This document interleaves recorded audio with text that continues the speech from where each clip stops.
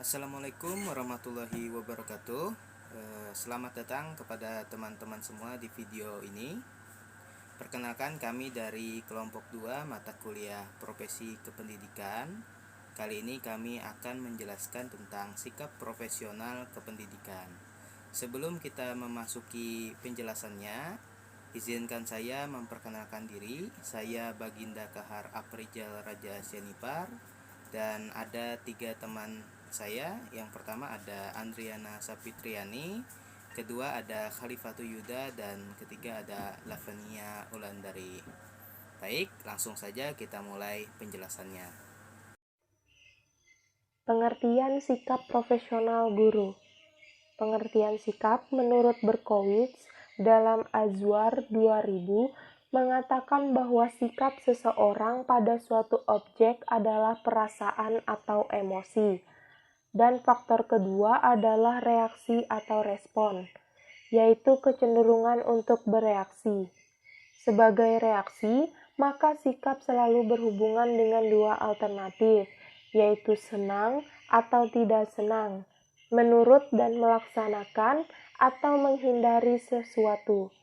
Menurut Thurston dalam Walgito 1990 menerangkan bahwa sikap adalah gambaran kepribadian seseorang yang terlahir melalui getaran fisik dan tanggapan pikiran terhadap suatu objek atau suatu keadaan. Pengertian profesional adalah pekerjaan atau kegiatan yang dilakukan oleh seseorang dan menjadi sumber penghasilan kehidupan yang memerlukan keahlian, kemahiran, atau kecakapan yang memiliki standar mutu atau norma tertentu serta memerlukan pendidikan profesi. Undang-Undang Nomor 14 Tahun 2005 tentang guru dan dosen. Sedangkan pengertian guru dalam pandangan masyarakat adalah seseorang yang memberikan ilmu pengetahuan di sekolah maupun di luar sekolah. Sementara guru dalam pemahaman umum adalah mereka yang memberikan ilmu pengetahuan di sekolah.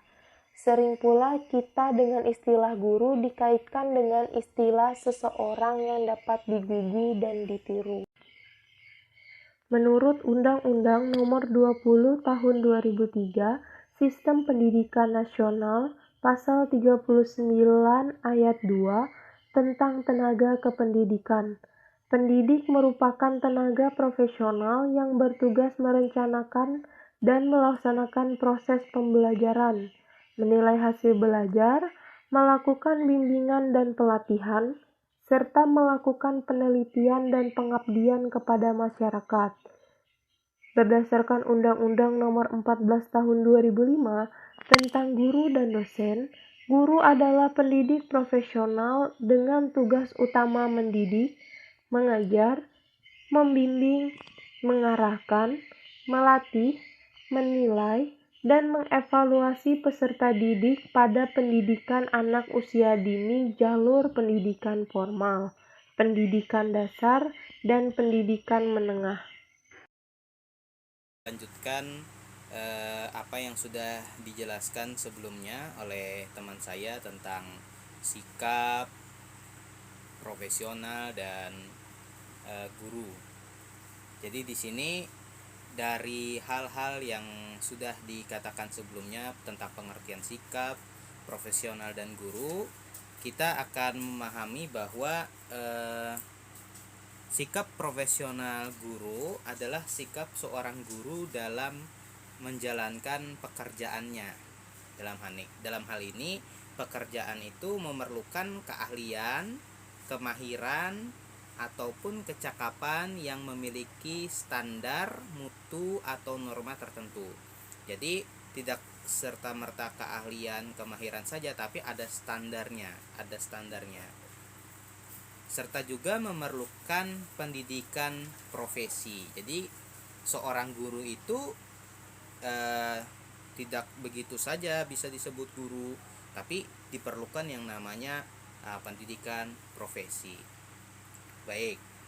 Nah, setelah kita membicarakan hal tersebut, kita juga harus mengetahui bagaimana sih ciri-ciri daripada seorang guru yang profesional, dimana menurut Hamalik dalam Kunandar tahun 2007 itu ia mengemukakan bahwa ada 5 ciri-ciri guru yang dikatakan profesional. Yang pertama yaitu guru yang waspada secara profesional. Maksudnya waspada di sini guru itu berusaha untuk menjadikan masyarakat sekolahnya menjadi tempat yang paling baik bagi anak-anak didikannya, untuk siswanya. Jadi lingkungan sekolah itu harus menjadi tempat yang aman, baik bagi siswa-siswanya. Jadi dia akan selalu waspada apakah lingkungan sekolah ini akan terganggu oleh luar, oleh gangguan-gangguan yang lainnya. Kemudian ciri yang kedua, guru tersebut yakin akan nilai dan manfaat pekerjaannya. Maksudnya mereka sadar bahwa pekerjaan seorang guru ini manfaatnya sangat besar bagi generasi yang akan datang. Bagaimana mereka mengajarkan ke depannya, itulah bentuk masa depan yang akan dicapai oleh siswa yang diajarkan. Jadi kalau gurunya mengajarkan dengan bersungguh-sungguh, maka harapannya siswa tersebut di masa depan juga akan menjadi pribadi yang lebih baik. Lalu yang ketiga, guru tersebut tidak mudah tersinggung oleh gangguan-gangguan dari luar, baik itu tentang masalah pribadi, masalah pekerjaan, lain sebagainya. Mereka bisa menahan diri, menahan emosi ketika mengenai hal-hal gangguan seperti itu. Nah, kemudian yang keempat, guru tersebut berkeinginan untuk terus tumbuh. Jadi tidak mentok di situ saja berdiam diri, tapi akan selalu berusaha untuk menjadi guru yang lebih baik ke depannya. Jadi bagaimana cara pengajaran, bagaimana cara kita agar siswa itu terbuka, guru yang profesional itu akan selalu mencari cara, selalu maju untuk kepentingan pekerjaan dan juga kepentingan siswanya itu juga. Dan yang terakhir, guru tersebut sadar bahwa di bawah pengaruhnya maka sumber-sumber daya manusia di masa yang akan datang itu akan berubah nasibnya. Jadi mereka sadar bahwa nasib siswa yang diajarkan ini bisa berubah tergantung bagaimana cara mereka untuk mengajarkan, bagaimana cara mereka ketika mengajar. Jadi maksudnya siswa tersebut misalkan keluarganya sederhana, tapi dengan pengajaran yang diberikan tadi dia bisa mengubah nasib keluarganya, seperti itu.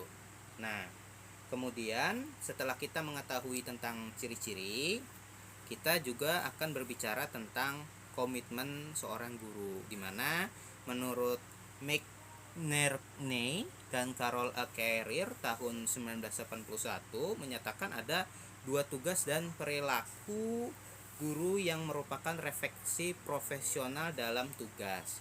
Jadi ada 2. Yang pertama itu komitmen yang tinggi terhadap siswa, dan yang kedua adalah komitmen yang tinggi terhadap profesi itu sendiri. Nah, seperti itu. Jadi ada dua komitmen di sini yang akan kita bahas lagi lebih dalam. Baik, sebelum kita berbicara lebih dalam lagi tentang komitmen terhadap siswa dan komitmen terhadap profesi, terlebih dahulu harus kita pahami tentang pengertian daripada komitmen. Jadi komitmen pada dasarnya adalah kesediaan seseorang untuk selalu mengikat dirinya dan mengeluarkan segala tenaga dan pikirannya untuk selalu berfokus kepada tugas-tugas organisasi. Jadi kalau misalkan guru, organisasinya sekolah. Nah, kita lanjut ke tentang komitmen terhadap siswa.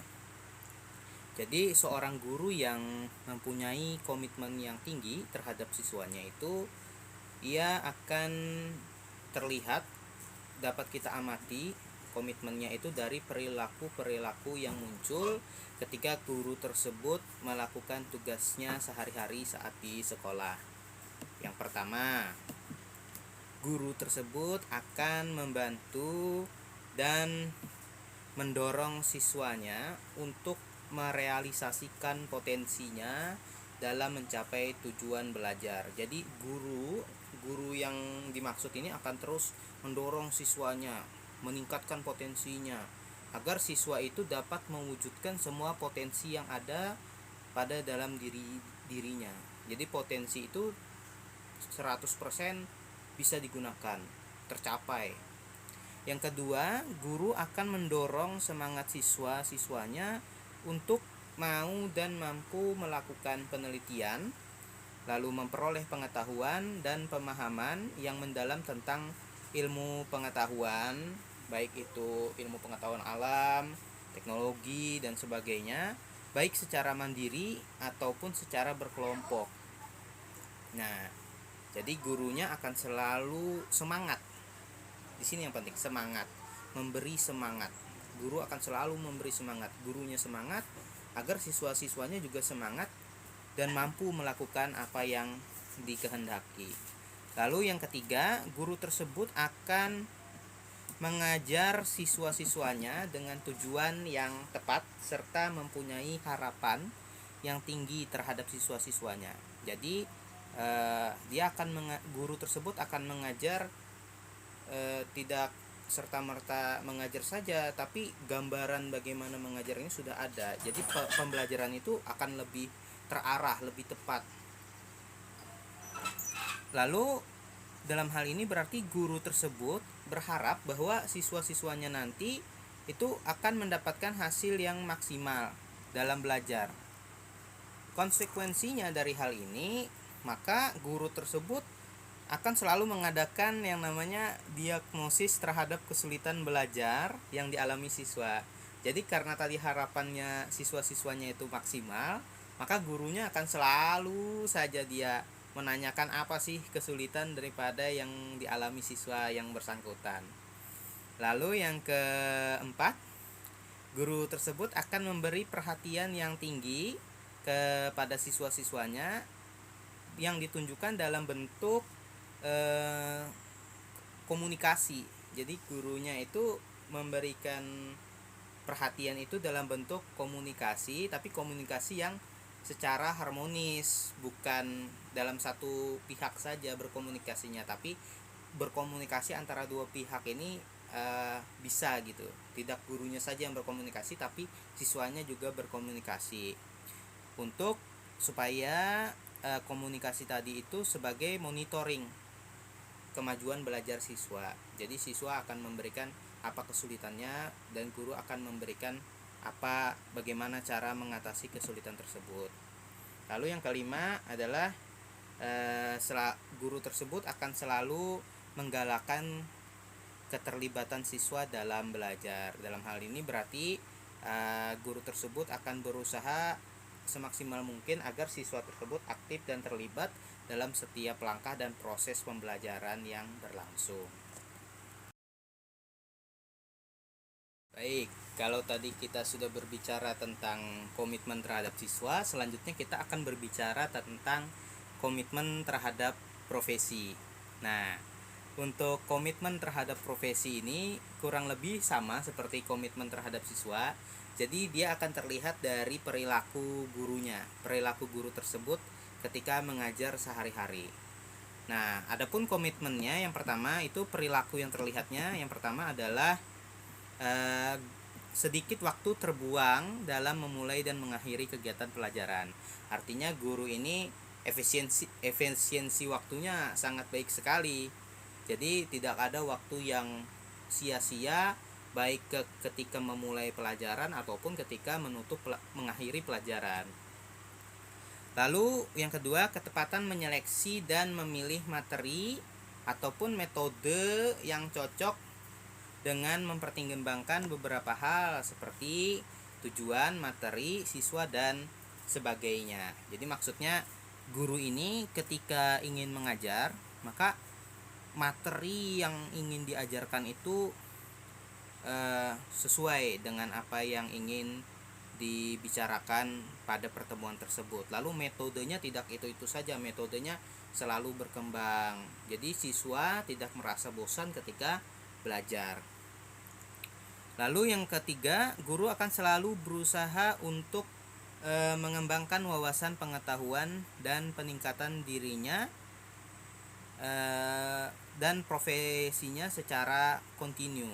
Jadi guru ini tidak berdiam diri saja, tapi akan selalu belajar, terus meningkat hari demi hari secara terus menerus. Nah, lalu yang keempat, guru tersebut akan melakukan evaluasi belajar secara tepat dalam arti teknik dan prosedur yang dilakukan. Jadi setelah guru itu melakukan pembelajaran, maka dia akan mengevaluasi apa yang tadi diajarkan kepada siswanya. Apakah ada yang kurang, ataukah ada teknik-teknik yang kedepannya bisa kita gunakan untuk mengajarkan materi tadi agar siswa lebih paham dan sebagainya. Kemudian yang terakhir, guru tersebut akan selalu berusaha mengidentifikasi dan menganalisis masalah-masalah, baik itu yang dihadapi oleh siswa ketika belajar ataupun masalah-masalah yang dihadapi ketika guru tersebut melakukan pengajaran. Namun bukan hanya menganalisis dan mengidentifikasi saja, tapi akan berusaha untuk mencari alternatif pemecahannya. Kalaupun tidak bisa ditemukan alternatif pemecahannya, maka guru tersebut itu tidak akan malu untuk bertanya. Jadi akan bertanya kepada teman-temannya yang lain, teman-teman gurunya yang lain, dalam menghadapi hal seperti ini sebaiknya kita selesaikan seperti apa. Jadi guru tersebut tidak merasa benar sendiri, tapi mau menerima dan terbuka pendapat daripada yang diberikan oleh orang lain.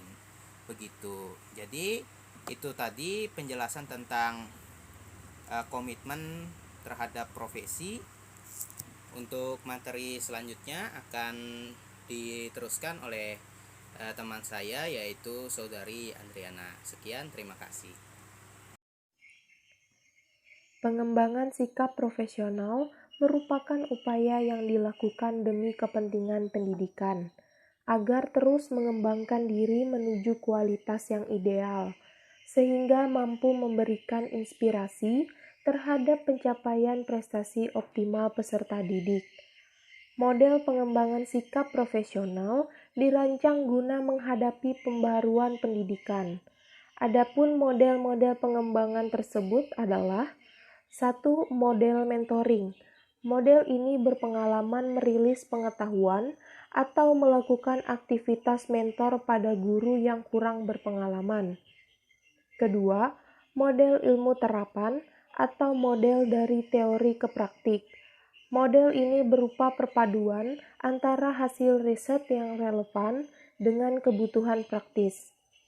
Yang ketiga, model inquiry atau model reflektif, di mana model ini dengan pendekatan berbasis pada guru, sehingga harus aktif menjadi peneliti dan merefleksikan pengalaman praktisnya sekaligus meningkatkannya. Pengembangan sikap profesional guru ini dapat dilakukan selama dalam pendidikan prajabatan maupun setelah bertugas atau dalam jabatan. Di sini saya akan menjelaskan mengenai indikator yang harus dimiliki oleh guru profesional. Menurut Undang-Undang Nomor 14 Tahun 2005, Pasal 8 tentang kompetensi guru profesional terbagi menjadi 4. Yang pertama, kompetensi pedagogik. Yang kedua, kompetensi kepribadian. Yang ketiga, kompetensi profesional. Dan yang keempat, kompetensi sosial. Selanjutnya, saya akan menjelaskan dari masing-masing kompetensi yang telah saya sebutkan tadi. Yang pertama, kompetensi pedagogik. Kompetensi pedagogik meliputi pemahaman terhadap peserta didik, perancangan dan pelaksanaan pembelajaran, evaluasi hasil belajar, dan pengembangan peserta didik untuk mengaktualisasi berbagai potensi yang dimilikinya. Kemudian yang kedua ada kompetensi kepribadian.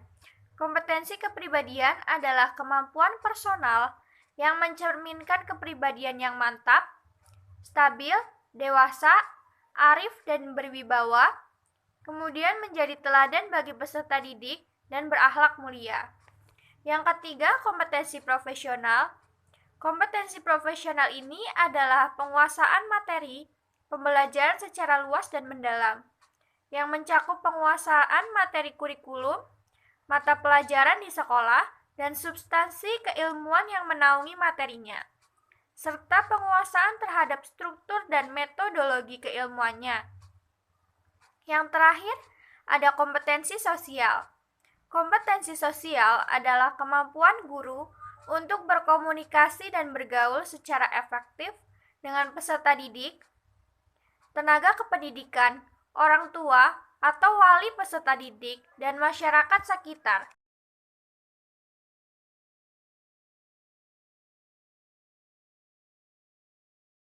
Ya, itu tadi penjelasan tentang sikap profesional kependidikan yang disampaikan oleh kelompok kami.